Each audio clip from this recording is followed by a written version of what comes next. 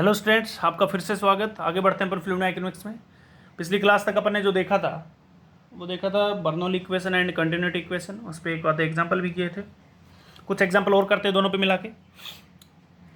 एक cross section दे रखा है हमें इस तरह का, जिसकी ग्राउंड से हाइट इस क्रॉस सेक्शन की हाइट यानी 2 मीटर है और इसकी 5 मीटर है।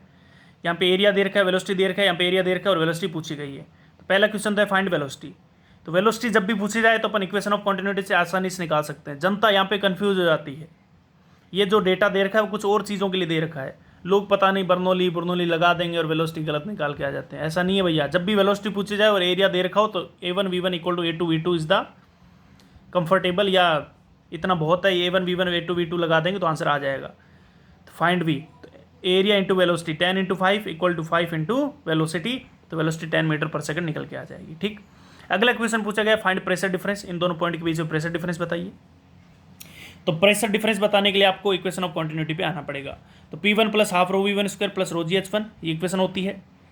तो इसको इधर ले लिया P1 minus P2 equal to rho GH2 minus H1 plus half rho V2 square minus V1 square. इसमें आपको कोई दिक्कत नहीं होगी, आपको समझ आ गया होगा, क्योंकि मैंने P1 और P2 वाली टर्म को इधर ले लिया और सारी टर्म्स को इधर शिफ्ट किया। P1 माइनस P2 में निकालना है density into water 10⁻³ into G 10⁻⁴ हो गया। H2 माइनस H1 5 माइनस 2 हो गया प्लस 10⁻³ इंटू V2 स्क्वायर। यहाँ पे वेलोसिटी कितनी थी 10 और यहाँ पे वेलोसिटी कितनी है 5 निकाली थी ना यहाँ पे। तो 10 स्क्वायर माइनस 5 स्क्वायर सोल्व करेंगे, चेंज इन प्रेशर निकल के आ जाएगा। समझ आई चीज़ें? चेंज इन प्रेशर निकल के आ जाएगा, कोई दिक्कत नहीं होनी चाहिए। समझ आई चीज़ें?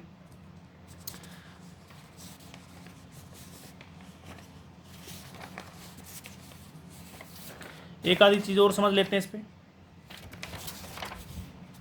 कुछ इस तरह के एग्जाम्पल भी पूछे जाते हैं हमसे ये पूछा जाता है, क्वेश्चन मान के चलें आप कि इस तरह का क्रॉस सेक्शन दे रखा है।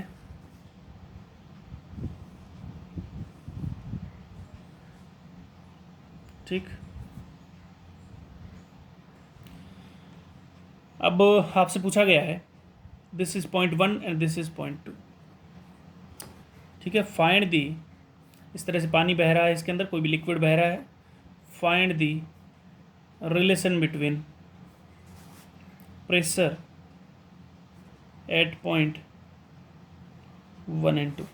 एक और पॉइंट 2 पे प्रेशर बताइए। प्रेशर का रिलेशन कैसे कि ऑप्शन दे रखा है P1 is greater than P2, second is P2 greater than P1, third is P1 equal to P2। 3 option दे रखे हैं, आपको बताना है कौन सा पड़ा। तो सही ढंग से समझने की कोशिश करें, मैं आपको समझाने की कोशिश कर रहा हूँ। देखें भैया, इस क्रॉस सेक्शन का सॉल्यूशन का आप स्क्रीन पोज करके देख सकते हैं अपना, फिर मैं समझे नहीं समझ आए तो। इस क्रॉस सेक्शन का एरिया ज़्यादा है, ये आपको साफ पता चल रहा है।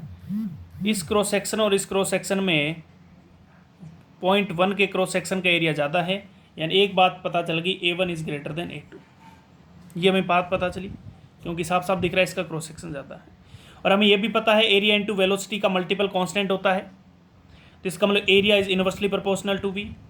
आप सीधा सोच सकते हैं, जब अपन किसी पाइप का एरिया कम करते हैं तो वेलोसिटी बहुत ज़्यादा होती है, तो पानी दूर तक जाता है, यानी जिसका एरिया ज़्यादा होगा उसकी वेलोसिटी कम होगी। तो यहाँ से हमारा रिजल्ट निकल के आया V2 ग्रेटर देन V1।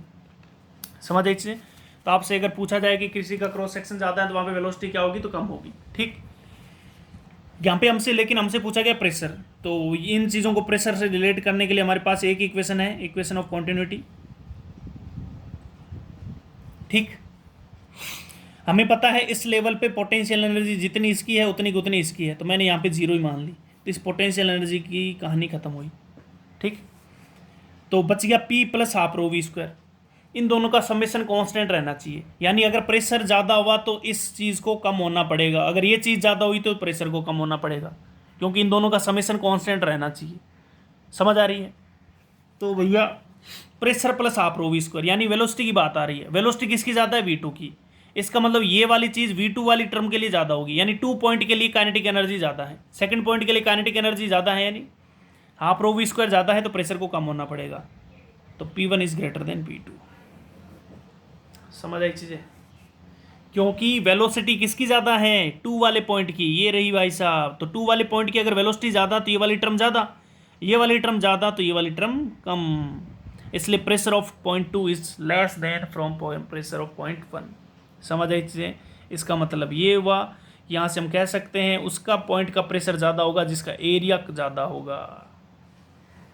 तो ये भी क्वेश्चन है, ध्यान रखें, पूछ लिया जाता है किसका प्रेशर ज़्यादा होगा। अगर आपको यहाँ से पूछ लिया जाए ग्राफ बताइए पॉइंट 1 से पॉइंट 2 का, तो हमें पता है पॉइंट 1 से यहाँ तक तो एरिया कांस्टेंट है, एरिया कांस्टेंट है तो प्रेशर भी कांस्टेंट है, तो प्रेशर इस तरह का। और यहाँ से यहाँ पे जाने पे प्रेशर कम हुआ है कि ज़्यादा हुआ है, प्रेशर कम हुआ है, तो प्रेशर इस तरह कम हो गया और फिर कांस्टेंट हो गया। समझ आई चीज़ें। तो इस तरह का ग्राफ भी बनाया जा सकता है। इस ग्राफ को इस तरह भी बना के देते हैं क्वेश्चंस के अंदर। समझ आई इससे, तो हमें उससे कोई लेना देना नहीं, हमें ग्राफ से मतलब है। इसका मतलब है यहाँ पे प्रेशर ज़्यादा और फिर प्रेशर कम, तो प्रेशर किस पॉइंट पे ज़्यादा होगा, जिस पॉइंट का एरिया ज़्यादा होगा उसका प्रेशर भी ज़्यादा होगा। ये हम रिजल्ट निकाल चुके हैं। ठीक, इस चीज़ का ध्यान रखें। मैं बार बार बताऊँगा नहीं, बहुत यूज़फुल है ये चीज़, क्वेश्चनों के अंदर आएगी। मैं कुछ टॉपिक कवर करूँगा उसके अंदर भी यूज़ लूँगा। जिसका एरिया ज़्यादा होगा वहाँ पे प्रेशर भी ज़्यादा, कहानी खत्म है। इस चीज़ का ध्यान रखें। ठीक, तो ये चीज़ हमने देखी। तो बर्नौली के कुछ एग्जाम्पल किए, आगे बढ़ते हैं, कुछ और एग्जाम्पल लेते हैं। बर्नौली पे ही बेस्ड एग्जाम्पल, पूरी कहानी बर्नौली पे चलेगी और बर्नौली पे चैप्टर खत्म होगा। ठीक, अगला क्वेश्चन ये है कि एक कंटेनर है जिसकी टोटल हाइट h है, एकदम लिक्विड से लबालब भरा हुआ है। हमने कुछ स्मॉल h हाइट पे एक होल कर दिया है, होल से पानी बाहर आ रहा है। तो आपको पूछा गया है होल से बाहर आ रहा है v1 वेलोसिटी से, होल का एरिया a है, स्मॉल a, और जो कंटेनर है उसका एरिया कैपिटल A है। और हमें यह भी पता है capital A is very very greater than A। दिख रहा है साफ साफ। तो आपको बताना है होल से निकलने वाले पानी की वेलोसिटी कितनी होगी। समझ आई इससे, तो देखो भैया,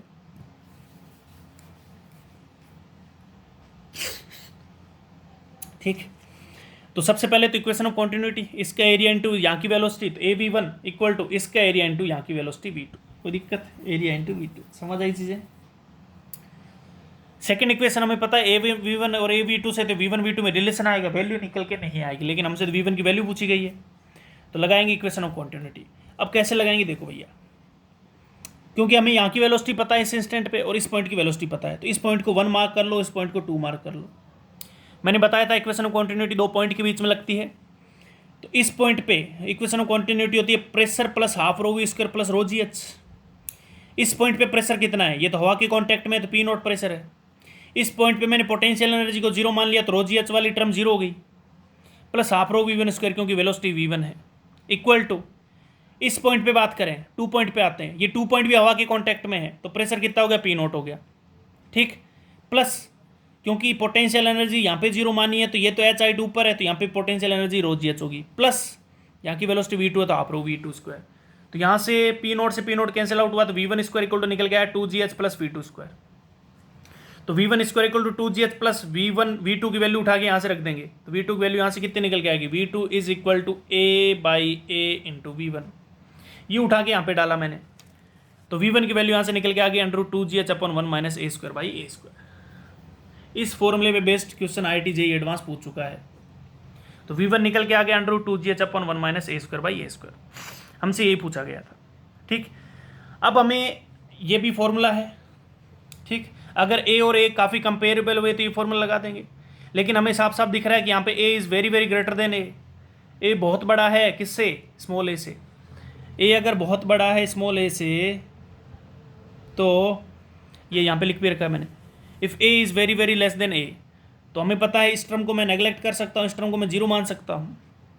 क्वेश्चन में ये भी यूज आ सकता है, ये भी यूज आ सकता है, 99% केस में ये यूज आएगा, लेकिन 1% में IIT JEE एडवांस ने इस फॉर्मूले पे क्वेश्चन पूछा था।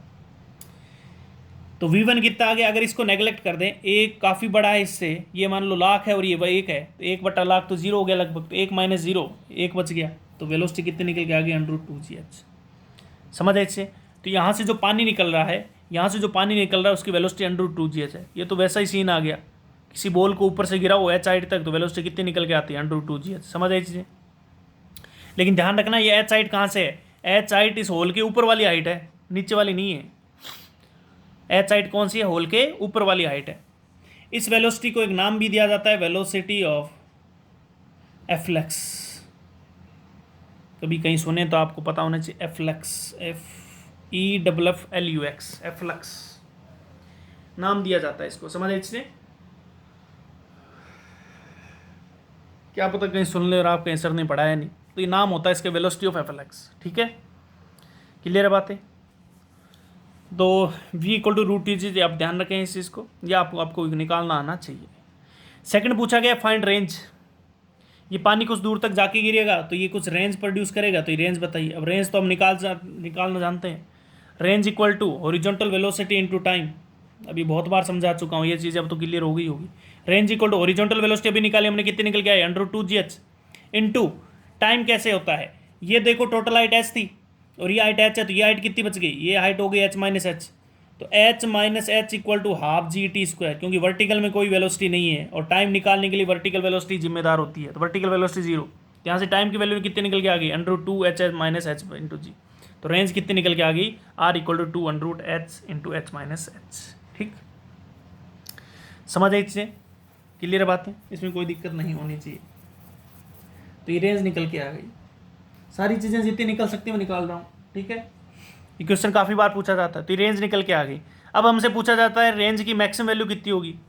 तो रेंज मैक्सिमम के लिए आप इसको डिफ्रेंशिएट कर सकते हैं, लेकिन एक चीज़ ध्यान रखें, अगर दो फंक्शन मल्टीप्लाई हो रहे हो और आपको उस चीज़ को मैक्सिमम मिनिमा निकालना है, तो वो चीज़ें मैक्सिमम के लिए इक्वल होनी चाहिए। इस चीज़ का ध्यान रखें। अगर आपको कहा गया है कि इस चीज़ को मैक्सिमा या मिनिमा निकालिए, तो मैक्सिमा या मिनिमा निकालने के लिए अगर दो फंक्शन मल्टीप्लाई हो रहे हैं तो उनकी वैल्यू इक्वल होनी चाहिए। आप डिफ्रेंशिएट करके देखेंगे तो भी ये निकल के आएगा, लेकिन आप सीधा याद रख लें। तो मैक्सिमम के लिए अपन इन दोनों चीज़ों को इक्वल कर देंगे, तो h minus H equal to H, तो h इक्वल टू 2h आ गया। तो स्मॉल h की वैल्यू कितनी आ गई, h/2। यानी इस होल को एग्जैक्ट मिड पे होना पड़ेगा रेंज को मैक्सिमम करने के लिए। अरे h ये है तो h/2 पे होना पड़ेगा, यानी एग्जैक्ट मिड पे होना पड़ेगा। तो ध्यान रखें h की वैल्यू h/2 निकल के आती है रेंज मैक्सिमम के लिए, लेकिन हमसे तो रेंज मैक्सिमम पूछी गई है, तो h की वैल्यू h/2 उठा के यहाँ पे रख दो। तो इसके अंदर जैसे उठा के रखेंगे तो h/2 h माइनस h/2, तो ये निकल के आएगा h के बराबर, यानी रेंज किसके बराबर आ गई, कैपिटल H के बराबर निकल के आई। यानी जितनी हाइट कंटेनर की होगी उतनी ही रेंज मैक्सिमम होगी। क्लियर है बातें, समझ आई चीज़, तो आपको आइडिया हो गया होगा। ठीक, अब हमसे पूछा जाता है find acceleration of liquid surface, क्योंकि लिक्विड सरफेस लगातार नीचे आ रही है, तो आपसे पूछा जाता है एक्सेलेरेशन कितना है। एक बात सोचें, अगर जैसे ही पानी बाहर आ रहा है तो लिक्विड सरफेस नीचे आ रही है, तो लिक्विड सरफेस नीचे आ रही है तो हाइट कम होती जा रही है। ये हाइट कम होगी तो इससे निकलने वाली वेलोसिटी भी लगातार क्या होगी, कम होगी। होल से निकलने वाली वेलोसिटी भी क्या होगी, लगातार कम होगी। दोबारा सुन लें, जैसे जैसे होल से पानी बाहर आ रहा है ये हाइट डिक्रीज हो रही है, ये हाइट डिक्रीज होगी तो वेलोसिटी को कम होना पड़ेगा। कौन सी वेलोसिटी को, इस वाली वेलोसिटी को, क्योंकि वेलोसिटी हाइट पे डिपेंड है। तो ये हाइट अगर डिक्रीज होगी तो वेलोसिटी भी डिक्रीज होगी। इसका मतलब ये वेलोसिटी अगर डिक्रीज हो रही है, इसका मतलब वेलोसिटी डिक्रीज होने का मतलब फोर्स अपोजिट लग रहा होगा। अरे रिटार्डेशन मोशन है तो एक्सेलरेशन अपोजिट डायरेक्शन में होगा। इसका मतलब एक्सेलरेशन किधर की तरफ होना चाहिए, इस सरफेस का, लिक्विड सरफेस का ऊपर की तरफ, और नेगेटिव आना, ऊपर की तरफ मतलब नेगेटिव आना। तो इसको एक्सेलरेशन निकाल सकते हैं अपन, v प्रोपोर्शनल √h है, यानी v प्रोपोर्शनल √x है। v प्रोपोर्शनल जब √x या x के प्रोपोर्शनल होता है तो एक्सेलरेशन होता है v/dv/dx। तो v/dv/dh करेंगे तो एक्सेलरेशन निकल के आएगा -a/a का होल स्क्वायर इंटू जी। माइनस क्या शो कर रहा है, रिटार्डेशन। ये डिफ्रेंशिएशन और ये सारी चीज़ें आपको आती है, नहीं आती तो कोई दिक्कत नहीं, आप फॉर्मूला याद रखें, इसको बार बार मैं नहीं समझाने वाला। तो एक्सेलरेशन क्या निकल के आएगा, एरिया ऑफ होल या ओरिफिन्स भी कहते हैं, होल को क्या कहते हैं, ओरिफिन्स भी कहते हैं, ओरिफिन्स। तो A/A का स्क्वायर इंटू जी, ये एक्सेलरेशन निकल के आएगा किसका, लिक्विड सरफेस का, इस सरफेस का एक्सेलरेशन निकल के आएगा। अब सबसे बड़ी बात देखो, एरिया भी कांस्टेंट है, ये एरिया भी कांस्टेंट है, जी भी कांस्टेंट है, एक्सेलरेशन कांस्टेंट आ गया। अगर जरूरत पड़ी तो हम इक्वेशन ऑफ मोशन भी यूज़ कर सकते हैं, समझ आ रही है, अगर जरूरत पड़ी तो इक्वेशन ऑफ मोशन भी यूज़ की जा सकती है, क्योंकि एक्सेलरेशन कांस्टेंट है। समझ आई चीज़ें, ये बहुत बड़ी बात है। तो इस क्वेश्चन के अंदर अपन ने सारी चीज़ें क्लियर करी। सबसे पहले अपन ने वेलोसिटी निकाली होल से निकलने वाले पानी की, दूसरी क्वेश्चन में रेंज निकाली, तीसरे क्वेश्चन में रेंज मैक्सिमम कितनी होगी और उसके लिए हाइट को कितना होना पड़ेगा, वो सारी चीज़ें हमने निकाली। समझ आई चीज़ें, इस तरह के क्वेश्चन पूछे जाते हैं और बहुत सारे पूछे जाते हैं, इस चीज़ का ध्यान रखें। एक क्वेश्चन कर लेता हूँ इस पर, एक क्वेश्चन करें अपन इस पर। एक ये पूछा जाता है रेंज का ऑर्डर। इस तरह का क्वेश्चन मैंने प्रोजेक्टाइल मोशन के अंदर भी कराया था कि ये मान लो कोई 10 मीटर का कंटेनर है, कुछ 3-4 होल कर दिए गए हैं। एक ऊपर से 2 मीटर पे है, एक ऊपर से 5 मीटर पे है, एक यहाँ से 7 मीटर पे है, और एक यहाँ से ऊपर से 8 मीटर की हाइट पे है। ठीक है, इसकी रेंज R1, इसकी R2, इसकी R3, इसकी R4 है। तो बताइए रेंज का ऑर्डर क्या होगा। समझ इसे, रेंज का ऑर्डर क्या होगा। तो रेंज अब ये देखिए हमने, रेंज का ऑर्डर कैसे निकालेंगे, स्क्रीन को पॉज करके आप सोल्व करें। रेंज का ऑर्डर कैसे निकालेंगे, find the order of range, question लिख लेना अपने बार। Find the order of range मैं निकाल के बता रहा। अभी हमने देखा कि रेंज मैक्सिमम कब आती है, जब एग्जैक्ट मिड पे हो, एग्जैक्ट मिड पे हो। तो सबसे ज़्यादा रेंज तो किसकी आएगी, एग्जैक्ट मिड पे कौन है, 10 मीटर के एकदम बीच पे कौन होएगा, 5 मीटर वाला, यानी सबसे ज़्यादा रेंज तो आएगी 5 मीटर वाले की। उसके बाद जो अगली रेंज निकल के आएगी, अपन बात करें अब रेंज का ऑर्डर कैसे निकाल दिया। या तो इसको सोल्व करके निकालो या तरीका सुन लो। देखो सोल्व करके बार बार नहीं निकालेंगे, तरीका सुन लें, काफ़ी स्टैंडर्ड एग्जांपल है। सबसे ज़्यादा रेंज तो एग्जैक्ट मिड पे आती है। उसके बाद रेंज का ऑर्डर निकालने के लिए उसके आसपास के पॉइंट देखो, जो मिड पॉइंट के आसपास होंगे उनकी रेंज ज़्यादा होगी। समझ रहे, जो मिड पॉइंट के एकदम पास में होंगी उसकी रेंज ज़्यादा होगी। तो बताइए मिड पॉइंट के पास में कौन है, ये 7 मीटर पे है, यानी मिड पॉइंट से 2 मीटर नीचे है, और ये मिड पॉइंट से 3 मीटर ऊपर है। इसका मतलब R3 की ज़्यादा होगी, क्योंकि 2 मीटर नीचे है ये, और ये 3 मीटर ऊपर है, क्योंकि ये 2 मीटर यहाँ से है तो ये 3 मीटर हो गया। उसके बाद ये मिड पॉइंट से 3 मीटर है और ये भी मिड पॉइंट से 3 मीटर है। इसका मतलब R1 इक्वल टू R4। समझ आई चीज़ें, इस तरह से ऑर्डर निकाल सकते हैं। जो एग्जैक्ट मिड पॉइंट पे होगा उसकी रेंज सबसे ज़्यादा, उसके बाद जो मिड पॉइंट के आसपास होंगे उनकी रेंज ज़्यादा होगी, और जो मिड पॉइंट से सेम दूरी पे होंगे, चाहे ऊपर हो चाहे नीचे, तो उनकी रेंज भी सेम होगी। इस चीज़ का ध्यान रखें। तो ये ऑर्डर निकाल के आएगा। समझ आई चीज़ें, इस तरह से ऑर्डर निकाल सकते हैं रेंज का। समझ आया, तो ये एग्जाम्पल भी पूछ लिया जाता है, ध्यान रखें।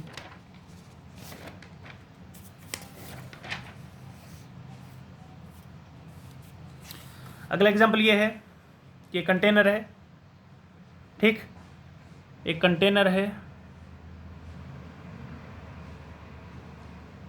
एक कंटेनर है, उसके अंदर 2 लिक्विड भरे गए हैं, एक डेंसिटी रो का, एक डेंसिटी 3 रो का, और एकदम बॉटम पे एक होल कर दिया गया है। आपसे पूछा गया है यहाँ से जो लिक्विड निकल रहा है उसकी वेलोसिटी बताइए।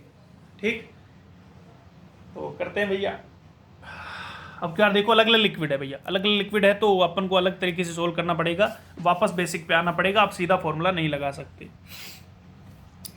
इसका एरिया ए है मान लेते हैं, ठीक, और हमें ये भी पता है एज बहुत बड़ा होगा ए से। सबसे पहले equation of continuity AV1 equal to AV2, इसमें किसी को दिक्कत नहीं होनी चाहिए। सेकंड इक्वेशन, ये 0.1 मान लिया मैंने और ये 0.2 मान लिया। 0.1 और 0.2 के बीच में लगाऊंगा। देखें यहाँ पे प्रेशर, ये 0.1 जो है हवा के कांटेक्ट में है, तो प्रेशर P0 प्लस इस पॉइंट पे पोटेंशियल एनर्जी को मैंने 0 माना, तो रो GH वाली टर्म 0 हो गई, प्लस हाफ रो V²। रो कितना, 3 रो है। ध्यान रखें इस इंस्टेंट पे 3 रो वाला लिक्विड बाहर आ रहा होगा, कुछ समय के बाद रो आएगा जब ये 3 रो खाली हो जाएगा। इसी इंस्टेंट पे बात कर रहे हैं, अगले इंस्टेंट की बात नहीं कर रहे। तो इसी इंस्टेंट पे 3 रो डेंसिटी बाहर आ गई इंटू V1² इक्वल टू 0.2 पे चलते हैं। 0.2 का प्रेशर भी P0 प्लस पोटेंशियल एनर्जी लिखते हैं इस पॉइंट की, क्योंकि अपन ने 0 यहाँ पे मानी है। तो यहाँ पे पोटेंशियल एनर्जी 0, तो इस पॉइंट पे पोटेंशियल एनर्जी होगी 3 रो GH, तो इस पॉइंट पे होगी 3 रो GH प्लस रो GH। समझ आई इससे, तो ये पोटेंशियल एनर्जी निकल के आ गई। दोबारा सुन लें, इस पॉइंट पे पोटेंशियल P0 प्रेशर कितना है, P0 है, प्रेशर कितना है, P0 है। यहाँ पे पोटेंशियल एनर्जी 0 है, तो 2 पॉइंट की पोटेंशियल एनर्जी ये तो 3 रो GH प्लस रो GH। ध्यान रखें लिक्विड अलग अलग है तो अलग अलग लिखना पड़ेगा, ऐसे नहीं कि एक साथ चिपका दे। प्लस हाफ रो V2², ये नीचे आ रहा है V2 से, तो ये P0 से P0 कैंसिल आउट होगा, तो 3V1² minus V2² equal to 8GH निकल के आएगा। ध्यान रखें 3V1² minus V2² equal to 8GH। अब यहाँ पे V2 की जो वैल्यू है वो ये है A/A इंटू V1, इस इक्वेशन से लिखा है मैंने। V2 equal to A/A into V1। हमें ये पता है कि ये वाला एरिया बहुत बड़ा है, इसका वाला इसको नेगलेक्ट करके कितना कर सकते हैं, 0 कर सकते हैं। तो 3V1², V2 को मैंने 0 कर दिया इक्वल टू 8GH, तो V1 की वैल्यू कितनी निकल के आ गई, √8GH/3। काफ़ी स्टैंडर्ड एग्जाम्पल है, बहुत बार पूछा जा चुका है। तो V1 की वैल्यू निकल के कितनी आएगी, √8GH/3। समझ आई चीज़ें। इसका एक सेकंड मेथड भी होता है। सेकंड मेथड काफ़ी आसान है अगर आप समझ पाएँ तो। अगर समझ आ गया तो 1 सेकंड में आप आंसर निकाल सकते हैं।